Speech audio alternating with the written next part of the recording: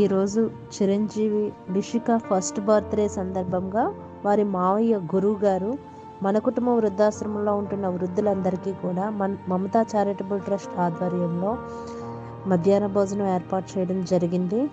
రిషికకి పుట్టినరోజు శుభాకాంక్షలు తెలియజేస్తూ గురువు గారికి మరియు వారి కుటుంబ సభ్యులకు ఆయుర ఆరోగ్య అష్టైశ్వర్యాలతో ఎప్పుడూ సంతోషంగా ఉండాలని ఆ భగవంతుని ప్రార్థిస్తూ హృదయపూర్వకంగా ధన్యవాదాలు తెలియజేసుకుంటున్నాం.